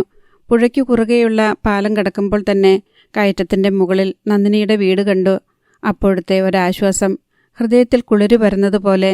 അമ്പലക്കവലയിൽ നിന്ന് കുറച്ചു ദൂരമേ ഉള്ളൂ നന്ദിനിയുടെ വീട്ടിലേക്ക്. കലിങ്കിലെത്തിയപ്പോൾ 4-5 ചെറുപ്പക്കാർ എഴുന്നേറ്റ് വഴി തടഞ്ഞു നിന്നു. എന്താ കാര്യം? ഹരിഹരൻ എഞ്ചിൻ ഓഫാക്കാതെ തന്നെ ചോദിച്ചു. സാർ എങ്ങോട്ടാ? അതെന്തിന് നിങ്ങളറിയുന്നു? ഞങ്ങൾക്കറിയണം. ഒരുത്തൻ നെഞ്ചു വിരിച്ച് മുന്നോട്ട് കയറി നിന്ന് ബൈക്കിൻ്റെ ഹാൻഡിലിൽ പിടിച്ചുകൊണ്ട് പറഞ്ഞു. ഹരിഹരൻ എഞ്ചിൻ ഓഫാക്കി. നിങ്ങളാരാ? ഇതൊരു എക്സൈസ് ഔട്ട്പോസ്റ്റൊന്നുമല്ലല്ലോ. അന്യനാട്ടിൽ നിന്ന് ഇവിടെ വരുന്നവരെ ഞങ്ങൾ ചെക്ക് ചെയ്തേ വിടാറുള്ളൂ. ഇവിടെ വന്ന് ചട്ടമ്പിത്തരം കാണിക്കാനോ തോന്നിയിടത്തൊക്കെ കയറിയിറങ്ങാനോ ഞങ്ങൾ ആരെയും അനുവദിക്കാറില്ല. മാനം മര്യാദയ്ക്ക് ജീവിക്കുന്ന കുടുംബങ്ങളാ ഈ കരയിലുള്ളത്. ഈ കരയിലെ സദാചാരത്തിൻ്റെ കാവൽ ഭടന്മാരാണ് നിങ്ങളെന്ന് ഞാൻ അറിഞ്ഞില്ല. ഇപ്പോൾ മനസ്സിലായല്ലോ. മനഃപൂർവ്വം ഉടക്കാനാണ് അവരുടെ ഉദ്ദേശമെന്ന് ഹരിഹരന് മനസ്സിലായി. ശരി, ഞാനെന്ത് ചെയ്യണമെന്ന് പറയൂ. നിനക്കെവിടെയാ പോകേണ്ടത്? എനിക്ക് വാസവൻ്റെ വീട്ടിൽ പോകണം. വാസവേട്ടനെ കാണാനാണെങ്കിൽ അയാൾ ഇവിടുണ്ട്. വേണമെങ്കിൽ വിളിക്കാം. വേണ്ട, വാസവേട്ടനെ അല്ല എനിക്ക് കാണേണ്ടത്. മുകുന്ദൻ മാസ്റ്ററുടെ മകളെയാണ്. അവളുമായിട്ടെന്താ ഇടപാട്? ഒരുവൻ ചട്ടമ്പി ഭാഷയിൽ ചോദിച്ചു. പല ഇടപാടുകളുമുണ്ട്. അതിനി ഇവിടെ നടക്കുകയല്ലട റാസ്കൽ. നീ അവളെ ഹോട്ടലിൽ കൊണ്ടുപോയി പൊറുപ്പിച്ചതും വീട്ടിൽ അവളൊറ്റയ്ക്കുള്ള സമയത്ത് വന്ന് കാര്യം സാധിച്ചിട്ട് പോയതും ഞങ്ങൾക്കറിയാമെടാ. ഇവിടെന്താ ചോദിക്കാനും പറയാനും ആളില്ലെന്ന് വിചാരിച്ചോ? ചോദിക്കാനും പറയാനും ആളുണ്ടായിരുന്നെങ്കിൽ എനിക്കിവിടെ വരേണ്ടി വരില്ലായിരുന്നല്ലോ. ആ വാസവൻ മുകുന്ദൻ മാസ്റ്ററുടെ കുട്ടികളോട് കാണിക്കുന്ന ക്രൂരതയ്ക്ക് നിങ്ങൾ തന്നെ അറുതി വരുത്തിയനെയല്ലോ. ആ പെൺകുട്ടിയെക്കുറിച്ച് അപവാദം പറഞ്ഞ് രസിക്കാതെ അവർക്കൊരു ജീവിതം കൊടുക്കാൻ ഉത്സാഹിക്കുമായിരുന്നല്ലോ. നീ വലിയ വകുപ്പൊന്നും അടിക്കേണ്ടടാ. ഒരാൾ മുണ്ടു മടക്കി കുത്തി എന്തിനും തയ്യാറായി നിന്നു. വാസവേട്ടൻ അവർക്ക് ചെലവിന് കൊടുക്കുന്നുണ്ട്. ആ നിലയ്ക്ക് അവരെ ഭരിക്കാനും അയാൾക്ക് അവകാശം. അവരുടെ ജീവിതത്തിന് ഒരു കുഴപ്പവുമില്ല. നിന്നെപ്പോലത്തെ നാറുകൾ കയറി വന്ന് അത് കലക്കാതിരുന്നാൽ മതി. സദാചാരം സൂക്ഷിപ്പുകാര്. ഹരിഹരൻ പുച്ഛിച്ചു. ആ പെൺകുട്ടികളുടെ ശരീരത്തിന് കൊതിക്കാത്ത എത്ര പേരുണ്ടടാ ഇക്കൂട്ടത്തിൽ. വാചകമടിക്കാതെ പോടാ, അതാ നിനക്ക് നല്ലത്. ഞാൻ മുകുന്ദൻ മാസ്റ്ററുടെ മകളെ കാണാൻ വന്നതാണ്. കണ്ടിട്ടേ പോകൂ. അയാൾ ബൈക്ക് സ്റ്റാർട്ട് ചെയ്തു. ഉടൻ മറ്റുള്ളവർ തയ്യാറായി. ഒരടി മുന്നോട്ട് വെച്ചാൽ നിന്റെ ശവം ഇവിടെ വീഴും. ഒരുത്തൻ ഭീഷണി മുഴക്കി. നോക്കി നിൽക്കാതെ അടിക്കട അവനെ, ഒരാൾ വിളിച്ചു പറഞ്ഞു. മറ്റുള്ളവർ അടിക്കാൻ തയ്യാറായി നിന്നു. ഹരിഹരൻ ബൈക്ക് തിരിച്ചു. അയാൾ പാലം കടന്ന് തിരിച്ചു പോന്നു. സ്ഥലത്തെ പോലീസ് സ്റ്റേഷൻ അന്വേഷിച്ച് കണ്ടുപിടിക്കുകയാണ് അയാൾ ആദ്യം ചെയ്തത്. അവിടെ ഒരു പരാതി നൽകി. നിങ്ങളാരാണ്? സബ് ഇൻസ്പെക്ടർ ചോദിച്ചു. താൻ ഇന്ന പത്രത്തിൻ്റെ റിപ്പോർട്ടറാണെന്ന വിവരം ഹരിഹരൻ വെളിപ്പെടുത്തി. എന്താ പ്രശ്നം? ഒരു കൊലക്കേസിലകപ്പെട്ട് വധശിക്ഷ കാത്തുകഴിയുന്ന മുകുന്ദൻ മാസ്റ്ററുടെ വീട്ടിലൊന്ന് പോകണം. മാസ്റ്ററുടെ മകളെ ഒരു വിവരം അറിയിക്കാനുണ്ട്. പക്ഷേ ചില സാമൂഹ്യ വിരുദ്ധർ അതിന് സമ്മതിക്കുന്നില്ല. സമ്മതിക്കാതിരിക്കാനെന്താ കാരണം? ഹരിഹരൻ മാസ്റ്ററെ ജയിലിൽ പോയി കണ്ടതു മുതൽ ഇതുവരെയുള്ള സംഭവങ്ങൾ ചുരുക്കി പറഞ്ഞു. ഓഹോ, അത് ശരി. ഞാനൊരു കോൺസ്റ്റബിളിനെ കൂടെ അയക്കാം. അയാളെ തിരിച്ചിവിടെ എത്തിച്ചിട്ടേ നിങ്ങൾ പോകാവൂ. വർഗീസ്. ഇൻസ്പെക്ടർ ഹെഡ് കോൺസ്റ്റബിളിനെ വിളിച്ചു. ഇയാളോടൊപ്പം പോ. ആരെങ്കിലും വഴി തടഞ്ഞാൽ അവരോട് സ്റ്റേഷനിലേക്ക് വരാൻ പറ. അവരുടെ പേര് വിവരം എഴുതിക്കൊണ്ടു പോരണം. ശരി സാർ. HC വർഗീസിനെ ബൈക്കിൻ്റെ പിന്നിലിരുത്തിയിട്ട് ഹരിഹരൻ ഓടിച്ചുപോയി. പാലം കടന്ന് കയറ്റം താണ്ടി കലിങ്കിലെത്തിയപ്പോൾ പഴയ പട അവിടെ തന്നെയുണ്ട്. ഹരിഹരൻ ബൈക്ക് നിർത്തി. കൂടെ പോലീസുകാരനെ കണ്ടപ്പോൾ വഴി തടഞ്ഞു നിന്നവർ 2 വശത്തേക്ക് മാറി. വർഗീസ് ബൈക്കിൽ നിന്നിറങ്ങി. നിങ്ങളാണോടാ വഴി തടയൽ വീരന്മാര്? വഴി തടഞ്ഞവർ പേടിച്ച് ചൂളി നിന്നു. ചോദിച്ചത് കേട്ടില്ലേടാ റാസ്കൽസ്? പറയടാ എല്ലാവൻ്റെയും പേരും വീട്ടുപേരും. ഓരോരുത്തരായി പേരും വീട്ടുപേരും പറഞ്ഞുകൊടുത്തു. വർഗീസ് ഡയറിയിൽ എഴുതിയെടുത്തു. എല്ലാവനും സ്റ്റേഷനിലേക്ക് വന്നേക്കണം. SIക്ക് നിങ്ങളെ ഒന്ന് കാണണമെന്ന്. ആരെങ്കിലും വരാതിരുന്നാൽ അവൻ മാത്രമല്ല അവൻ്റെ വീട്ടുകാരും ഇടികൊള്ളും. പറഞ്ഞില്ലെന്ന് വേണ്ട. ആരും ഒന്നും മിണ്ടുന്നില്ല. നിന്റെയൊക്കെ തന്തയുടെ വകയാണോടാ റോഡ്? വഴിയെ പോകുന്ന മാന്യന്മാരെ തടഞ്ഞു നിർത്തി അപമാനിക്കാൻ നിനക്കൊക്കെ ആര് തന്നടാ ലൈസൻസ്? വർഗീസ് അവരുടെ നേർക്ക് തട്ടിക്കയറി. പിന്നെ ബൈക്കിൻ്റെ പിൻസീറ്റിൽ സ്ഥാനം പിടിച്ചു. വിട്ടോ സാറേ, ഏതവനാ വഴി തടയുന്നതെന്ന് കാണട്ടെ. ഹരിഹരൻ ബൈക്ക് ഓടിച്ച് വാസവന്റെ വീടിന് താഴെ നിർത്തി. ഹരിഹരനോടൊപ്പം വർഗീസും വീട്ടുമുറ്റത്തേക്ക് കയറി ചെന്നു. ഹരിഹരൻ മുറ്റത്തേക്ക് വരുന്നത് കണ്ട് രണ്ടും കൽപ്പിച്ച് എതിരിടാനിറങ്ങിയ വാസവൻ കൂടെ പോലീസിനെ കണ്ടതോടെ സ്തബ്ധനായി നിന്നു. ഇങ്ങനെയൊരു തിരിച്ചടി അയാൾ പ്രതീക്ഷിച്ചിരുന്നില്ല. ഞാനിവിടെ നിന്നോളാം, സാറ് ചെന്ന് കാര്യം പറഞ്ഞിട്ട് വാ. വർഗീസ് അവിടെ തന്നെ നിന്നു. അകത്തേക്ക് വലിയാനൊരുങ്ങിയ വാസവനെ അയാൾ വിളിച്ചു. ഇവിടെ വാടോ. വാസവൻ ഭയന്നു വിറച്ച് അടുത്തു ചെന്നു. താനാരാ ഇവിടത്തെ? എൻ്റെ വീടാ സാർ ഇത്. മുകുന്ദൻ മാസ്റ്ററുടെ കുടുംബം നോക്കുന്നത് ഞാനാ. അത് ശരി, താനാണോ മാസ്റ്ററുടെ മക്കളുടെ അടുത്തേക്ക് പറഞ്ഞു വിടുന്നവരെ തടയാൻ കവലച്ചട്ടമ്പികളെ ഏർപ്പാടാക്കിയിരിക്കുന്നത്? എനിക്കൊന്നും അറിയാൻ മേല സാർ. താൻ നാളെ സ്റ്റേഷനിൽ വരണം. SI പ്രത്യേകം അന്വേഷിച്ചിട്ടുണ്ട്. ഹരിഹരൻ നേരെ വീട്ടിലേക്ക് കയറി ചെന്നു. കണ്ണുകൾ ആർത്തിയോടെ നന്ദിനിയെ തെരഞ്ഞുകൊണ്ടിരുന്നു. ജനാലയ്ക്കപ്പുറത്ത് അഴികൾക്കിടയിൽ 2 കണ്ണുകളുടെ ആർദ്രമായ തിളക്കം കണ്ട് അയാളുടെ ഉള്ളു കുളിർത്തു. ചെറിയമ്മയാണ് ആദ്യം വരാന്തയിലേക്ക് ഇറങ്ങി വന്നത്. സാർ കയറിയിരിക്കെ, അവർ ക്ഷണിച്ചു. ഹരിഹരൻ സ്റ്റൂളിന്മേലിരുന്നു. അപ്പോഴേക്കും കൊച്ചുമോൻ പുഞ്ചിരിയോടെ എത്തി. അവനിടയ്ക്ക് പരിഭ്രമത്തോടെ മുറ്റത്തേക്ക് നോക്കുകയും ചെയ്തു. വാസവൻ കാണുന്നുണ്ടോ എന്നറിയാൻ. സാർ ആദ്യം വന്നപ്പം അവന്മാർ തടഞ്ഞു അല്ലേ? ചെറിയമ്മ ചോദിച്ചു. ഞാനിവിടെ വന്നിട്ടേ തിരിച്ചു പോകുന്നുള്ളെന്ന് തീരുമാനിച്ചു. അതുകൊണ്ടാ പോലീസ് സഹായം തേടിയത്. തൊഴിലില്ലാത്ത ചെറുപ്പക്കാരാ അവന്മാരാ വേണ്ടാധീനം പറഞ്ഞു പരത്തുന്നേ. റോഡിൽ കൂടി പെൺകുട്ടികൾ പോയാൽ വൃത്തികേട് തന്നെ വിളിച്ചു പറയും. അമ്മ പെങ്ങന്മാരില്ലാതെ ജനിച്ചതുങ്ങള്. ചെറിയമ്മ പ്രാഗി. പോലീസ് അവരെ ശരിക്കൊന്നു വിരട്ടി. എല്ലാം പേടിച്ചുപോയി. സ്റ്റേഷനിലേക്ക് ചെല്ലാൻ പറഞ്ഞിരിക്കുക. അഡ്രസ്സ് എഴുതിയെടുത്തിട്ടുണ്ട്. ഒരു കണക്കിന് അവരെ എന്തിനാ കുറ്റം പറയുന്നേ? വാസവേട്ടന എല്ലാവരെയും പറഞ്ഞിളക്കുന്നത്. ലേഖ വാതിൽക്കൽ വന്ന് നഖം കടിച്ച് നോക്കി നിൽക്കുന്നു. ഒറ്റ നോട്ടത്തിൽ നന്ദിനിയാണെന്നാണ് ഹരിഹരന് തോന്നിയത്. നന്ദിനിയോളം പോന്നൊരു പെൺകുട്ടി. സാറെന്ന് വന്നിട്ട് ഇവിടെ എന്ത് ബഹളമുണ്ടായെന്നറിയോ? ഞങ്ങളെയൊക്കെ കൊന്നില്ലെന്ന് മാത്രം. ലേഖ പരാതിപ്പെടുന്ന പോലെ പറഞ്ഞു. ആ പേരും പറഞ്ഞ ഇപ്പോഴും അടിയും ചവിട്ടും. കൊച്ചുമോൻ കൂട്ടിച്ചേർത്തു. എൻ്റെ സാറേ, ആ നന്ദിനിക്ക് എവിടെയെങ്കിലും ഒരു പണി ശരിയാക്കിക്കൊട്. ഞാനും നശിച്ചു. ഈ പെൺകുട്ടിയോളെങ്കിലും നശിക്കാതിരിക്കട്ടെ. ചെറിയമ്മ അപേക്ഷിച്ചു. എന്നെക്കൊണ്ട് കഴിയുന്ന പോലെ ശ്രമിക്കാം. സാറിന് 100 പുണ്യം കിട്ടും. പരാതി പറയാനും സങ്കടങ്ങൾ അറിയിക്കുവാനും ഏറ്റവും അടുത്ത ഒരു ബന്ധുവിനെ കിട്ടിയതുപോലെയായിരുന്നു ചെറിയമ്മയ്ക്കും കുട്ടികൾക്കും. നന്ദിനിയെ കാണാനില്ലല്ലോ എന്ന ഹരിഹരൻ്റെ കണ്ണുകൾക്ക് അക്ഷമയായി. അവ കാണുന്നിടത്തെല്ലാം അവളെ തേടി. ഒടുവിൽ നന്ദിനി വന്നു. കയ്യിൽ ആവി പറക്കുന്ന കടും കാപ്പി. അവൾ ഒന്നും മിണ്ടാതെ അത് ഹരിഹരൻ്റെ നേർക്ക് നീട്ടി. ഹരിഹരൻ അത് വാങ്ങിയിട്ട് അവളെ അടിമുടി നോക്കി. മുഷിഞ്ഞ പാവാടയും ബ്ലൗസുമാണ്. ഒരു സ്കൂൾ കുട്ടിയെപ്പോലെ തോന്നിച്ചു. ജീവിതത്തിൽ നിന്ന് ഉൾവലിയാനുള്ള ആഗ്രഹത്തിൽ അവൾ ചുരുങ്ങി ചെറുതായോ? ലേഖയേക്കാൾ കൊച്ചു പെൺകുട്ടിയാണെന്ന് തോന്നി. മുഖത്തിന് മാറ്റമൊന്നുമില്ല. മൃദുലമായ ചൈതന്യം കളിയാടുന്ന മുഖം, കരളിൽ പനിനീർ തൂകുന്ന നോട്ടം. അവൾ ചുമരു ചാരി അയാൾ കാപ്പി കുടിക്കുന്നത് നോക്കി നിന്നു. ചെറിയമ്മയും ലേഖയും കൊച്ചുമോനും പതുക്കെ പിൻവാങ്ങി. ഞാനൊരു കത്തയച്ചിരുന്നു. തീരെ പതിഞ്ഞ സ്വരം. എനിക്ക് കിട്ടി. ഇനിയൊന്നും അവൾ ചോദിച്ചില്ല. എങ്കിലും അവളുടെ കണ്ണുകളിൽ ആശയുടെയും പ്രതീക്ഷയുടെയും തിളക്കം അയാൾ കണ്ടു. ഞാൻ കാരണം നന്ദിനി കുറെ വിഷമിച്ചു അല്ലേ? അപവാദവും ചീത്തപ്പറച്ചിലും മർദ്ദനവും. സാരമില്ല സർ. കാരണം എനിക്ക് സഹിക്കാൻ കരുത്തുകൂടി. എനിക്ക് വേണ്ടിയിട്ട് സാർ ഇത്രയൊക്കെ ബുദ്ധിമുട്ടുമ്പോൾ ഞാൻ ഇരട്ടി സഹിക്കേണ്ടേ? വേണം. സ്വരം നനഞ്ഞു തുടങ്ങിയോ? ഹരിഹരന് ശ്വാസം മുട്ടുന്നതുപോലെ തോന്നി. എനിക്കും വിഷമമുണ്ട്. അവൾ തുടർന്നു. സാറിനെ ബുദ്ധിമുട്ടിക്കുകയാണെന്നറിഞ്ഞോണ്ട കത്തെഴുതിയത്. ഞാൻ കാരണം എന്തെല്ലാമാണ് സഹിക്കേണ്ടി വരുന്നത്. ഇപ്പോൾ നാട്ടുകാരും തടഞ്ഞു നിർത്തി ചീത്ത പറയാനും തല്ലാനും ഭാവിച്ചില്ലേ? പോലീസ് സ്റ്റേഷനിലും കയറേണ്ടി വന്നു. എന്നോട് ക്ഷമിക്കണം. അറിഞ്ഞുകൊണ്ടുള്ള തെറ്റാ. എന്നാലും ജീവിക്കാനുള്ള ആശ തീരണില്ല. ഒരു കൈ സഹായിക്കാനുണ്ടെന്ന് കണ്ടപ്പോൾ ഒന്നുകൂടി പൊരുതി നോക്കുവാനുള്ള ആവേശം. ക്ഷമിക്കണം കേട്ടോ. ഹരിഹരന് നെഞ്ചു വിലങ്ങി ഒന്നും പറയാൻ കഴിയുന്നില്ല. പറയുകയല്ല വേണ്ടത്. അവളുടെ കൈ പിടിച്ചമർത്തുകയാണ്. ഒന്ന് തലോടുകയാണ്. പക്ഷേ അത്രയും സ്വാതന്ത്ര്യമില്ലല്ലോ. ഞാൻ നന്ദിനിക്ക് വേണ്ടി ഒരു ജോലി അന്വേഷിക്കുന്നുണ്ട്. ശരിയായാൽ ഉടൻ അറിയിക്കും. എനിക്കറിയാം. കത്ത് കിട്ടിയപ്പോൾ ഒരാഗ്രഹം. ഇവിടെ വന്ന് നന്ദിനിയെ ഒന്ന് കാണണമെന്ന്. കുറച്ചു ദിവസം ഞാൻ എന്നെ പിടിച്ചു നിർത്തി. പിന്നെ കഴിഞ്ഞില്ല. അവളുടെ മിഴികളിൽ സ്വപ്നം നീങ്ങുന്നത് ഒരു നിമിഷത്തേക്ക് കണ്ടുവെന്ന് തോന്നി. അത് ദിവ്യമായ ഒരനുഭവമായിരുന്നു. എങ്ങനെയുണ്ടിപ്പോൾ ഇവിടുത്തെ അവസ്ഥ? ഹരിഹരൻ ചോദിച്ചു. പിടിച്ചു നിൽക്കുകയാണ്. പക്ഷേ എത്ര നാളെന്നറിയില്ല. ഞാൻ ജീവനോടെയുണ്ടെങ്കിൽ അതിനർത്ഥം. ഹരിഹരൻ പെട്ടെന്ന് കൈ പിടഞ്ഞ് വീശി വിലക്കി. ഏതാനും നിമിഷം അവളെ നോക്കിയിരുന്നു. ഹൃദയത്തിൽ എന്തെല്ലാം പൂക്കളാണ് വിടർന്നു കൂമ്പിക്കൊണ്ടിരിക്കുന്നതെന്നറിഞ്ഞില്ല. വിഷാദത്തിൻ്റെ ഗന്ധമുള്ള പൂക്കൾ. ഞാൻ ഇറങ്ങട്ടെ, വീണ്ടും കാണാം. ഹരിഹരൻ എഴുന്നേറ്റു. ചെറിയമ്മയെയും കൊച്ചുമോനെയും വിളിച്ച് യാത്ര പറഞ്ഞു. മുറ്റത്തിറങ്ങി തിരിഞ്ഞു നോക്കുമ്പോൾ വീണ്ടും കണ്ടു.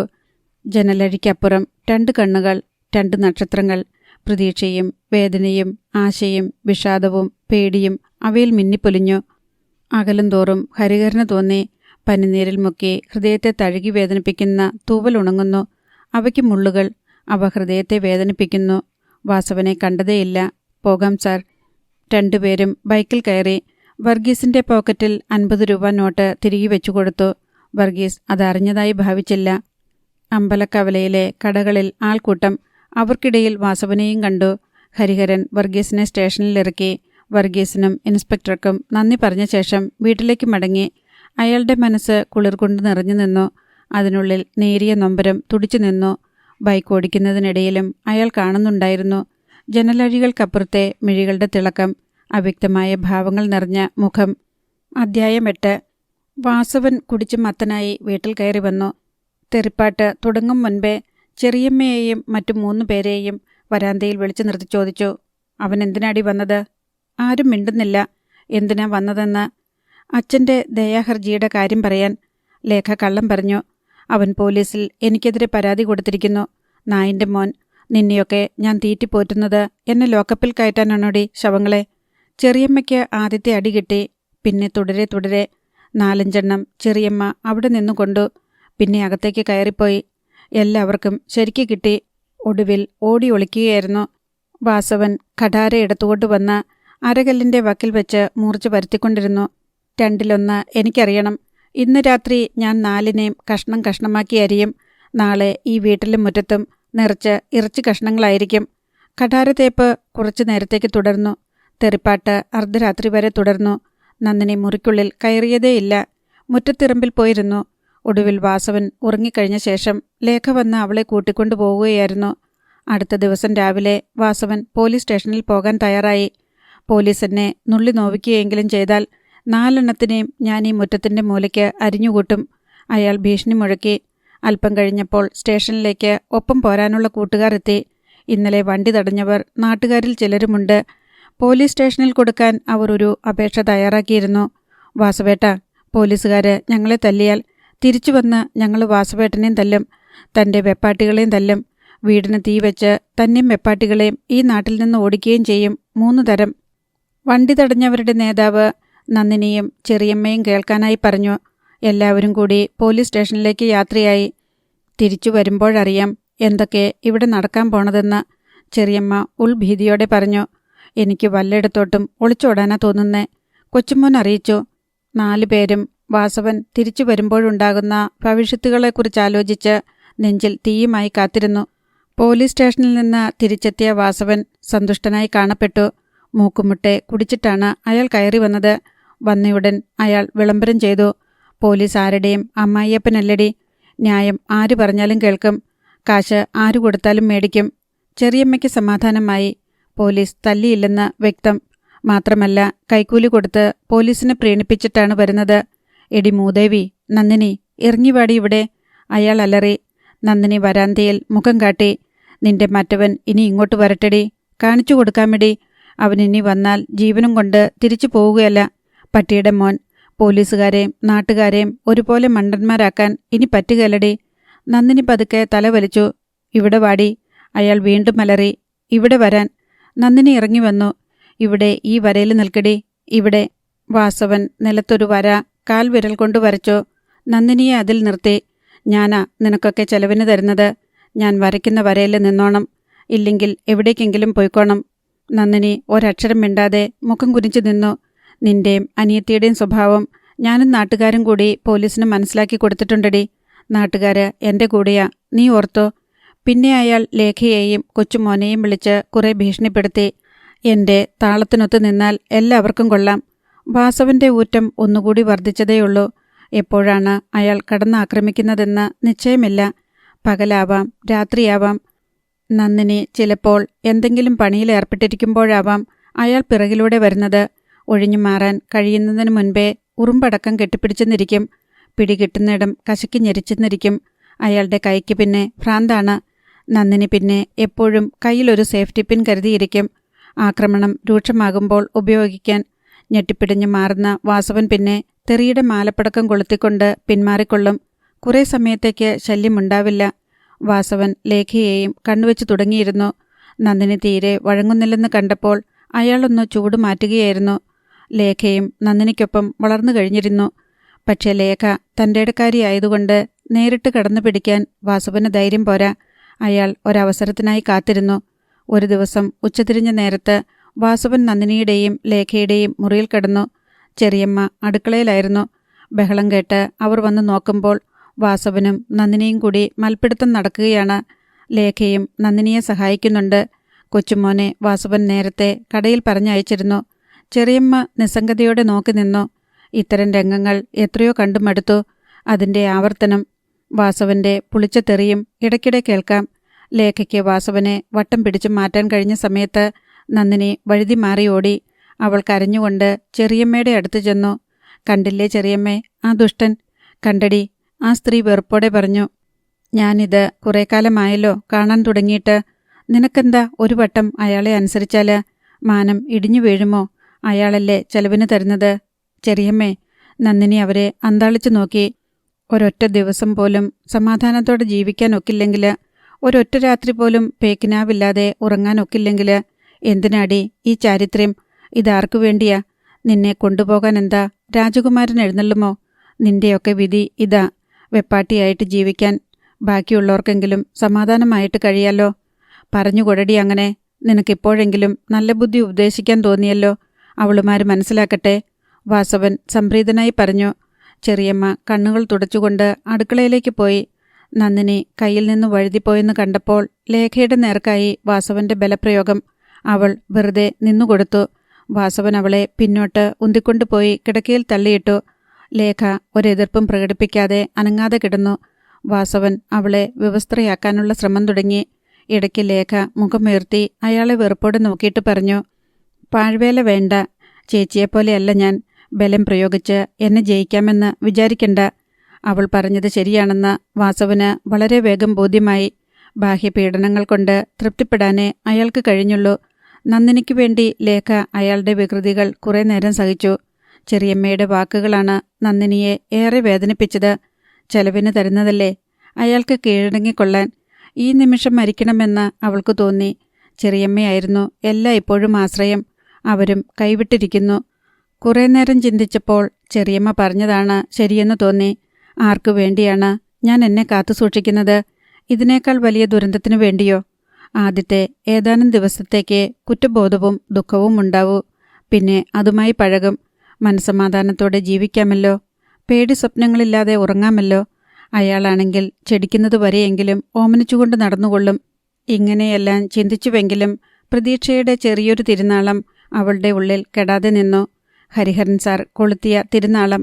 ആ നല്ല മനുഷ്യൻ തനിക്കൊരു ജോലി നേടിത്തന്നുകൂടുന്നില്ല. ഈ ചീഞ്ഞിരുണ്ട ലോകത്തുനിന്ന് പ്രകാശമാനമായ പുതിയൊരു ലോകത്തിലേക്ക് കടക്കാനുള്ള കവാടമായിരിക്കും അത്. ഒരു പുതിയ ജീവിതം തന്നെ കാത്തിരുന്നുവെന്ന് വരാം. അന്ന് പണ്ട് നഷ്ടപ്പെട്ടതെല്ലാം ഓർത്തു വിലപിക്കാൻ ഇടവരരുത്. ഹരിഹരൻ സാർ കയറി വരുന്നത് കണ്ടപ്പോഴത്തെ ആനന്ദം മനസ്സിലേക്കൊരു കടൽ ഇരമ്പിക്കയറുന്നതുപോലെയായിരുന്നു. അദ്ദേഹത്തിൻ്റെ ആശ്വാസവചനങ്ങളും സാമീപ്യവും എന്തൊരു കരുത്താണ് തന്നിൽ നിറച്ചത്. സ്നേഹത്തിൻ്റെ കരുത്ത് അല്ലേ? തൻ്റെ കണ്ണുകളിലേക്ക് നോക്കിയപ്പോൾ തന്നെ കാണാൻ മാത്രമാണ് വന്നതെന്ന് പറഞ്ഞപ്പോൾ ആ മുഖത്തെ ഭാവം എന്തായിരുന്നു? സ്നേഹത്തിൻ്റെ മൂകമായ വിളംബരമായിരുന്നു അത്. ഹൃദയങ്ങളെ തമ്മിൽ ബന്ധിപ്പിക്കുന്ന അദൃശ്യമായ സ്വർണ്ണക്കമ്പികളിലൂടെ സ്നേഹത്തിൻ്റെയും വാഗ്ദാനത്തിൻ്റെയും സന്ദേശങ്ങൾ ഒഴുകുന്നത് കാണാമായിരുന്നില്ലേ? വേണ്ട, അനർഹമായ പ്രതീക്ഷകളൊന്നും വേണ്ട. അവൾ മനസ്സിനെ ശാസിച്ചടക്കി.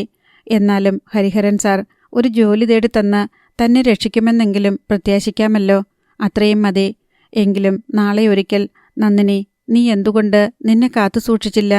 പ്രലോഭനങ്ങൾക്കെതിരെ പിടിച്ചു നിന്നില്ല എന്ന് ചോദിച്ചാൽ ഒരു കള്ളിയെപ്പോലെ തലകുനിച്ചു നിൽക്കാൻ ഇടവരരുത്. മോചനത്തിൻ്റെ കാലം ആസന്നമായിരിക്കാം. വീണ്ടും മനസ്സിലും ശരീരത്തിലും കരുത്ത് നിറയുന്നതുപോലെ അവൾ എഴുന്നേറ്റ് അടുക്കളയിലേക്ക് ചെന്നു. പണികളിൽ ചെറിയമ്മയെ സഹായിച്ചു. ചെറിയമ്മ അടുത്തു വന്ന് അവളുടെ തോളിൽ കൈവച്ചു. എൻ്റെ മോൾക്ക് എന്നോടൊന്നും തോന്നരുത്. ഞാനെൻ്റെ വിഷമം കൊണ്ട് പറഞ്ഞു പോയതാ. കണ്ടും കേട്ടും മടുത്തു മോളെ. സാരമില്ല ചെറിയമ്മേ, എനിക്ക് വിഷമമൊന്നുമില്ല.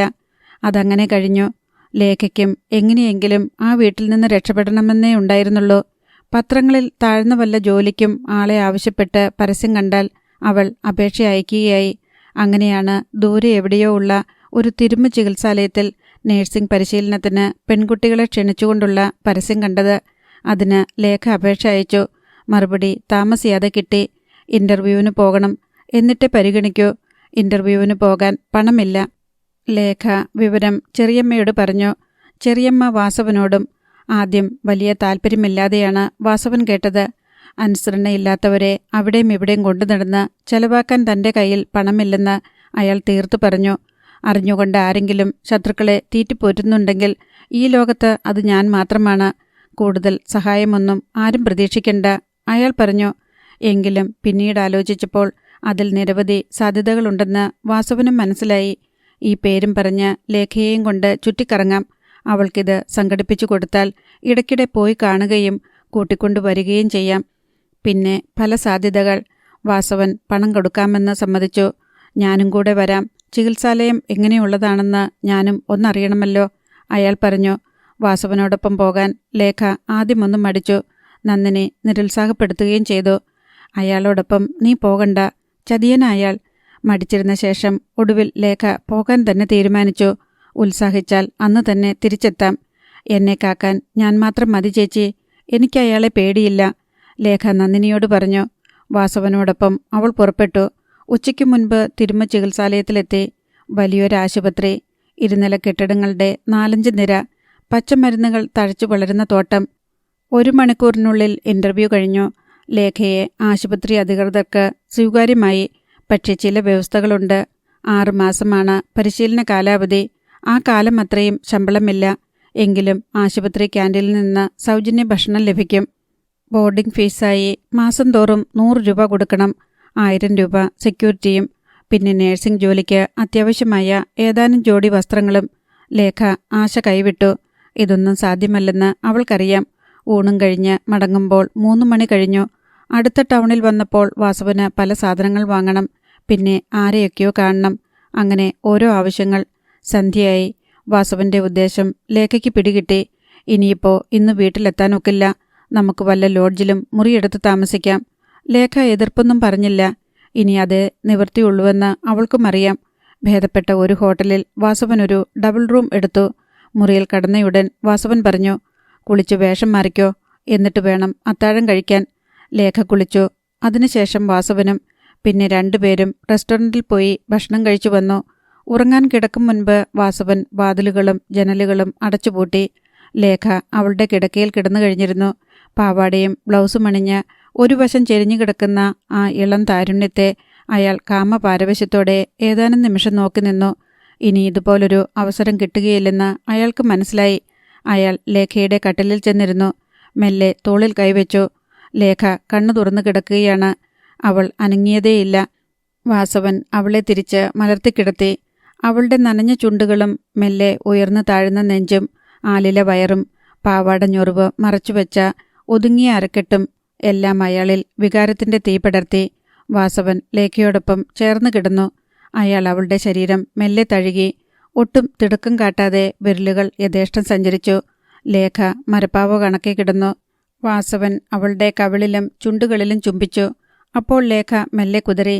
നീ എന്നെ എതിർക്കാൻ നോക്കണ്ട. ഇവിടെ കരഞ്ഞാലും നിലവിളിച്ചാലും ആരും ഓടിവരില്ല, അയാൾ ഭീഷണിപ്പെടുത്തി. ഞാൻ കരയുമെന്ന് ആര് പറഞ്ഞു?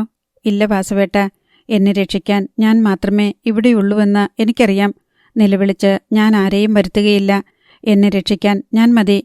നീ പോരാ. എതിർത്തു നിൽക്കാമെന്ന് നീ വിചാരിക്കേണ്ട. മര്യാദയ്ക്ക് അനുസരിക്കുന്നത് ബുദ്ധി. ലേഖ ചിരിച്ചു.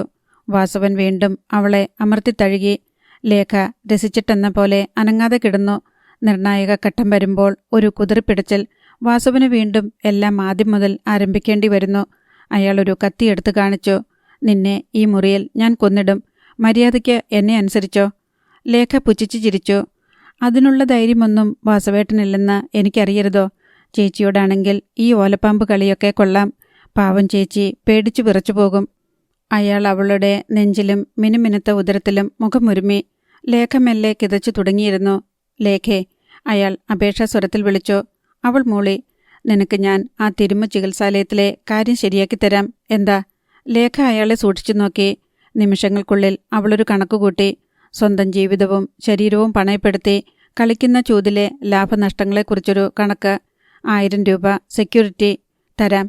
മാസം തോറും കൊടുക്കേണ്ട 100 രൂപ അതാത് മാസത്തിൽ തരും. പോരാ, അതും 1000 രൂപയോടൊപ്പം കൊടുക്കണം. മൊത്തം 1600 കൊടുക്കാം. 10 ജോഡി വസ്ത്രങ്ങൾ, അതും ശരിയാക്കാം. വാസവേട്ടൻ്റെ കഴുത്തിലെ ഈ സ്വർണ്ണമാല. അയാളത് അപ്പോൾ തന്നെ ഊരി അവളുടെ കഴുത്തിലിട്ടു. മതിയോ? പോരാ, ഇനിയെന്താ നിനക്ക് വേണ്ടത്? അയാൾ അക്ഷമനായി. എൻ്റെ ചേച്ചിയെ ഇനി മേലിൽ ഉപദ്രവിക്കരുത്, ഒരിക്കലും. അത് ഇല്ലെന്ന് പറയ. ശരി, ഇല്ല. ഇതിലേതെങ്കിലും ഒരു വാക്ക് തെറ്റിച്ചാൽ ഞാൻ ചോറിൽ വിഷം ചേർത്ത് തന്നു കൊല്ലും. ചെറിയമ്മയല്ല ലേഖ, നന്ദിനിയല്ല ലേഖ. ഇത്തിരി പോന്ന പെണ്ണ്. വാസവൻ ഒരു നിമിഷത്തേക്ക് ചകിതനായി. സമ്മതിച്ചോ? സമ്മതിച്ചു.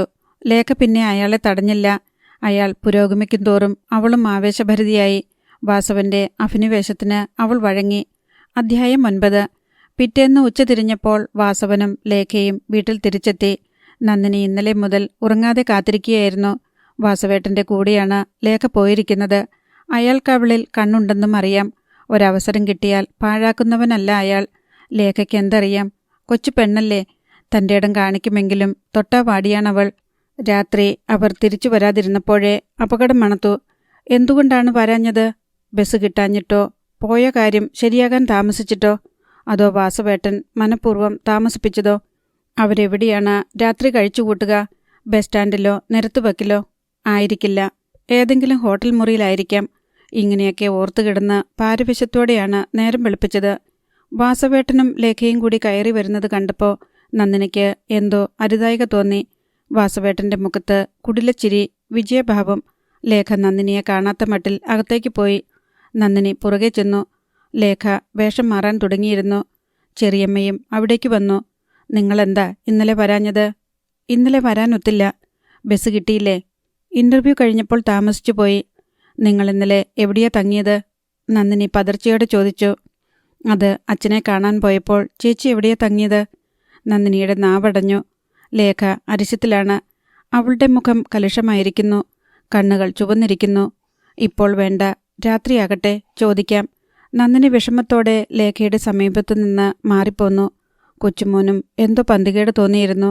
അവൻ നിശബ്ദമായി നന്ദിനിയുടെയും ലേഖയുടെയും വാസവന്റെയും പെരുമാറ്റം നിരീക്ഷിച്ചുകൊണ്ടിരുന്നു. രാത്രിയിൽ ലേഖ കുളി കഴിഞ്ഞു വന്നപ്പോഴാണ് നന്ദിനിയുടെ കണ്ണിൽപ്പെട്ടത്. വാസവേട്ടൻ്റെ കഴുത്തിൽ കിടന്ന അതേ മാല. നന്ദിനിക്ക് ഉൾക്കിടലമുണ്ടായി. ലേഖേ, എന്താ ഇതെവിടുന്ന ഈ സ്വർണ്ണമാല? വാസവേട്ടൻ്റെ മാല. ചേച്ചിക്ക് കണ്ടാൽ അറിയത്തില്ലേ? ഇതെങ്ങനെ നിനക്ക് കിട്ടി? വാസവേട്ടൻ തന്നു.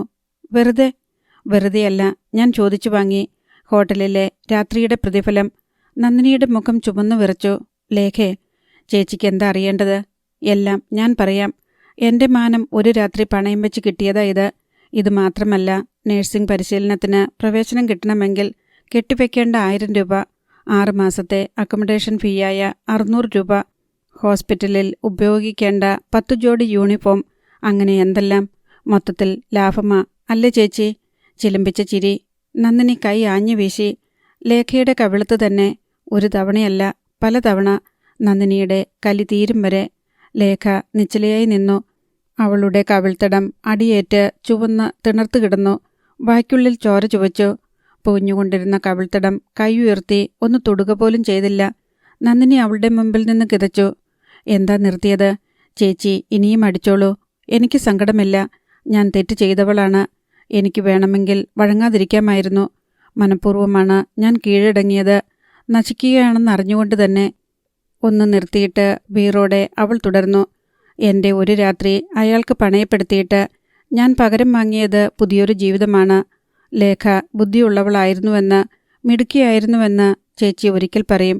ചേച്ചി, ഈ ലോകത്ത് നമ്മളെ അറിയുന്ന ജനങ്ങൾ ഞാനൊരു വേശ്യയാണെന്ന്, വാസവൻ്റെ വെപ്പാട്ടിയാണെന്ന് വിചാരിക്കുമ്പോൾ ഞാൻ എൻ്റെ മാനം കാത്തുസൂക്ഷിച്ചു വച്ചിട്ട് എന്താ പുണ്യം? എന്നെങ്കിലും ഒരിക്കൽ അയാൾ എന്നെ വെപ്പാട്ടിയാക്കും. എനിക്ക് നരകത്തിൽ നിന്ന് രക്ഷപ്പെടാനുള്ള ഒരു ചാൻസാണിത്. 6 മാസത്തെ പരിശീലനം കഴിഞ്ഞാൽ അവിടെ തന്നെ ജോലിക്ക് ചേരും. 2-4 വർഷം കഴിയുമ്പോൾ ഏതെങ്കിലും ഒരുത്തൻ കെട്ടാൻ വന്നെന്നുമിരിക്കും. കഴിഞ്ഞ കാലം മനസ്സിൽ തന്നെ കുഴിച്ചു മൂടിയാൽ മതിയല്ലോ. ലേഖ കിതപ്പോടെ നിർത്തി. പിന്നെ ഒന്നും സംഭവിക്കാത്തതുപോലെ ഈറൻ മുടി നല്ലപോലെ തുവർത്തി ഇഴവിടർത്താൻ തുടങ്ങി. നന്ദിനി അപ്പോഴും സ്തബ്ധയായി നിന്നു. രാത്രി എല്ലാവരും ഉറങ്ങിയെന്നാണ് ലേഖ കരുതിയത്. കൊച്ചുമോൻ്റെ കൂർക്കമ്പലി കേൾക്കാം. അവൾ ഓരോന്നോർത്തു കിടന്നു. അഭിമാനം നശിപ്പിക്കപ്പെട്ടതിലുള്ള വേദന ഹൃദയത്തിൽ വിങ്ങുന്നു. ചേച്ചി ഒന്ന് തിരിഞ്ഞതുപോലെ തോന്നി. ഉറങ്ങിയില്ലേ? അല്പം അകന്നാണ് കിടപ്പ്. എന്നും ചേർത്തണച്ച് കെട്ടിപ്പിടിച്ചു കിടക്കാറുള്ളതാണ്. ഇന്ന് താൻ നശിച്ചവളായില്ലേ? പതിത വിഭജിച്ചവൾ. ചേച്ചിക്ക് തൊടാൻ അറയ്ക്കുന്നുണ്ടാവും. സങ്കടം കൊണ്ട് ലേഖയുടെ കണ്ണുകൾ നിറഞ്ഞു. വീണ്ടും ചേച്ചി അനങ്ങിയതുപോലെ. ഒരു തേങ്ങൽ ഉയർന്നുവോ? ലേഖ കാതോർത്തു.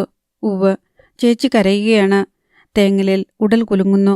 ലേഖയ്ക്ക് താൻ അലിഞ്ഞില്ലാതാവുന്നതുപോലെ തോന്നി. അവൾ പതുക്കെ നന്ദിനിയുടെ മേൽ കൈത്തലം അർപ്പിച്ചു. ചേച്ചി. അടക്കിപ്പിടിച്ചുള്ള കരച്ചിൽ. എൻ്റെ ചേച്ചി. ലേഖ അവളുടെ മുഖം ബലമായി പിടിച്ചു തിരിച്ചു. നന്ദിനി വിങ്ങിപ്പൊട്ടിക്കൊണ്ട് അവളെ ഇറുകെ കെട്ടിപ്പിടിച്ചു. അവളുടെ അടിയേറ്റ കവിളത്ത് തുരുതുര ഉമ്മ വെച്ചു.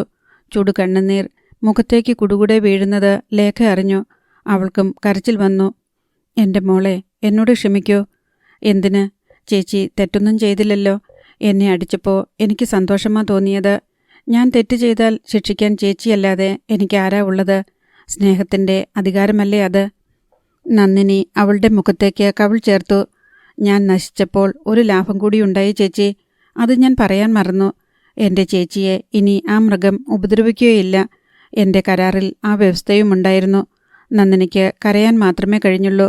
ലേഖയുടെ കാര്യത്തിൽ വാസവൻ വാക്കുപാലിച്ചു. 1 മാസത്തിനുള്ളിൽ അവൾക്ക് നഴ്സിംഗ് പരിശീലനത്തിന് പോകാൻ വേണ്ടുന്ന സാധനങ്ങളും പണവും അയാൾ നൽകി. വാസവൻ ലേഖയെയും കൂട്ടി ടൗണിൽ പോയി ആവശ്യമുള്ള വസ്ത്രങ്ങൾ തിരഞ്ഞെടുത്തു. പണം, യാത്രാ ചെലവ് ഉൾപ്പെടെ 2000 രൂപ ലേഖ നേരത്തെ തന്നെ കണക്ക് പറഞ്ഞു വാങ്ങിയിരുന്നു. പരിശീലനത്തിന് ചേരേണ്ട ഹോസ്പിറ്റലുമായി എഴുത്തുകുത്തുകൾ നടത്തി. പുറപ്പെടേണ്ട ദിവസം തീരുമാനിച്ചു. തലേദിവസം രാത്രിയിൽ ചെറിയമ്മ ലേഖയെ അടുത്ത് വിളിച്ചിരുത്തി കുറെ കരയുകയും ചെയ്തു. വാസവൻ ലേഖയെ നശിപ്പിച്ചു എന്ന വിചാരം ഇപ്പോഴും അവരുടെ മനസ്സിൽ കോളിളക്കം ഉണ്ടാക്കിക്കൊണ്ടിരുന്നു. അന്ന് രാത്രിയിലും അവർ പദം പറഞ്ഞു കരഞ്ഞു. സ്വന്തം മകളുടെ പ്രായം പോലുമില്ലാത്ത ഇത്തിരിപ്പോന്ന ഈ പെങ്കൊച്ചിനോടിത് ചെയ്യാൻ ആ പിശാചിന് തോന്നിയല്ലോ. ഞാൻ എന്തുമാത്രം പ്രാർത്ഥിച്ചിട്ടുണ്ട്. ദുഷ്ടൻ ഇടിവെട്ടിച്ചാകാൻ, കുടിച്ച് ലക്കില്ലാതെ വരുമ്പോൾ വല്ലയിടത്തും വീണ് തലയിടിച്ച് ചാവാൻ. പക്ഷേ ദുഷ്ടന്മാരെ ഈശ്വരൻ വളർത്തുകയല്ലേ, നല്ലവരെ വേഗം തിരിച്ചെടുക്കുകയും. പക്ഷേ എന്നെങ്കിലും ഈ കൊടും പാപങ്ങളുടെ ശിക്ഷ അയാൾക്ക് കിട്ടാതിരിക്കില്ല. ദേഹമാസകലം നാറിപ്പുഴുത്തേച്ചാകൂ. ലേഖ ഒന്നും മിണ്ടിയില്ല. മോൾക്ക് ചെറിയമ്മയോട് ഒന്നും തോന്നരുത്. ഒരിക്കലും നിങ്ങളുടെ അമ്മയ്ക്ക് പകരമായിരുന്നില്ല ഞാൻ. എൻ്റെ കയ്യിൽ നിന്ന് പല തെറ്റുകളും വന്നിട്ടുണ്ട്. എങ്കിലും ഞാനൊരു ദുഷ്ടയായ രണ്ടാനമ്മയല്ലായിരുന്നു. നിങ്ങൾക്ക് രക്ഷ നൽകാൻ എനിക്ക് കഴിഞ്ഞില്ല.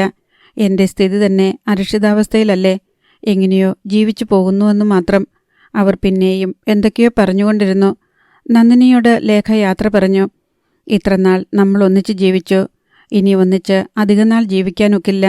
ഞാൻ രക്ഷപ്പെടുകയേ ചേച്ചി. ഇടയ്ക്ക് വല്ലപ്പോഴും കാണാൻ ഒന്ന് വന്നെങ്കിലായി. ഇനിയുള്ള എൻ്റെ ജീവിതത്തിൽ ചേച്ചിയും കൊച്ചുമോനുമില്ലല്ലോ എന്നോർക്കുമ്പം ഒരു വിഷമം. സാരമില്ല അല്ലേ? എക്കാലത്തും നമുക്ക് ഒന്നിച്ച് ജീവിക്കാനൊക്കില്ലല്ലോ. കണ്ണുകളടച്ചിട്ട് അവൾ തുടർന്നു. ഒരവസരം കിട്ടിയാൽ ചേച്ചിയും ഇവിടെ നിന്ന് രക്ഷപ്പെടണം. ഞാൻ വെച്ച വ്യവസ്ഥയ്ക്ക് ആ മൃഗം എത്രനാൾ ആയുസ് കൊടുക്കുമെന്ന് നിശ്ചയമില്ല. അല്ലെങ്കിൽ ചേച്ചി രക്ഷപ്പെടുന്നതുവരെ എനിക്ക്. വേണ്ട മോളെ, ചേച്ചിയെ ഓർത്ത് നീ നശിക്കേണ്ട. ഒരാളെങ്കിലും കരകയറിയെന്ന് കേട്ടാൽ തന്നെ ആശ്വാസമായി. മോള് സമാധാനമായിട്ട് പോ. ഈ ചേച്ചി വേദനിപ്പിച്ചിട്ടുണ്ടെങ്കിൽ ദൈവത്തെ ഓർത്തു മോൾ. ലേഖ പെട്ടെന്ന് അവളുടെ വായ് പൊത്തി. പിന്നെ മുഖമുയർത്തി നെറ്റിയിലൊരുമ്മ. ഇറങ്ങാൻ നേരം കൊച്ചുമോനെ ഓർമ്മിപ്പിച്ചു. ഇനി ചേച്ചിയെ നീ വേണം നോക്കാൻ. നീ മാത്രമേ ഉള്ളൂവെന്ന ഓർമ്മ വേണം. കൊച്ചുമോൻ വിഷമത്തോടെ തലയാട്ടി. ലേഖ വാസവനോടൊപ്പം ഇറങ്ങി. അവർ താഴെ വളവിൽ മറയുന്നതുവരെ നന്ദിനിയും കൊച്ചുമോനും നോക്കി നിന്നു. വാസവനും ലേഖയും അന്ന് തന്നെ ഹോസ്പിറ്റൽ സ്ഥിതി ചെയ്യുന്ന ടൗണിലെത്തിയെങ്കിലും വാസവൻ അവളെ അന്ന് രാത്രി ഹോട്ടലിൽ പാർക്കാൻ നിർബന്ധിച്ചു. ലേഖയ്ക്ക് വഴങ്ങുകയേ നിർവാഹമുണ്ടായിരുന്നുള്ളൂ. ഹോട്ടൽ മുറിയിൽ അയാളുടെ വിയർത്തു കിതയ്ക്കുന്ന ശരീരത്തിന് കീഴിൽ തളർന്നു കിടക്കുമ്പോൾ അവൾ ഓർത്തു, ഈ മൃഗത്തിന് താൻ ദാനം കൊടുക്കുന്ന അവസാനത്തെ രാത്രിയാണിത്. അവസാനത്തെ ഊഴവും. രാവിലെ ഹോസ്പിറ്റലിലെത്തി. നടപടിക്രമങ്ങൾ വേഗം കഴിഞ്ഞു. പൂരിപ്പിച്ചു കൊടുക്കുന്ന കോളത്തിൽ രക്ഷാകർത്താവായി ആരുടെയെങ്കിലും പേര് വെച്ചേ മതിയാവൂ. ലേഖ ഒന്ന് സംശയിച്ചു. വാസവേട്ടൻ്റെ പേര് വയ്ക്കണോ? വേണ്ട, അവൾ അക്കാര്യം സൂചിപ്പിച്ചതേയില്ല. ആ സ്ഥാനത്ത് നന്ദിനിയുടെ പേര് വെച്ചു. പോകാൻ നേരത്ത് വാസവൻ പറഞ്ഞു, ഞാൻ ഇടയ്ക്കിടയ്ക്ക് വരാം.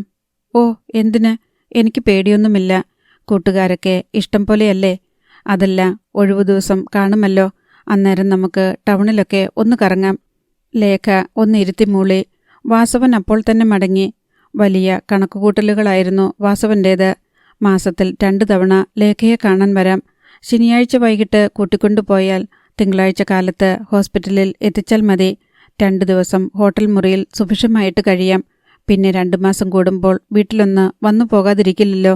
കൂട്ടിക്കൊണ്ടുപോരുന്ന രാത്രിയിലും കൊണ്ടുപോയി വിടുന്ന രാത്രിയിലും ഹോട്ടൽ മുറി തന്നെ ഇടത്താവളം. ആകെ കൂടി നഷ്ടമില്ല. നന്ദിനി തൽക്കാലം മാറി നിൽക്കട്ടെ. പക്ഷേ അവളെ ഒഴിവാക്കുകയില്ല. ലേഖയെ മടുത്തു കഴിയുമ്പോൾ പുതിയൊരു ഇര വേണമല്ലോ. വാസവൻ മനക്കോട്ടകൾ കെട്ടി. അടുത്ത ഭാഗം നാളെ.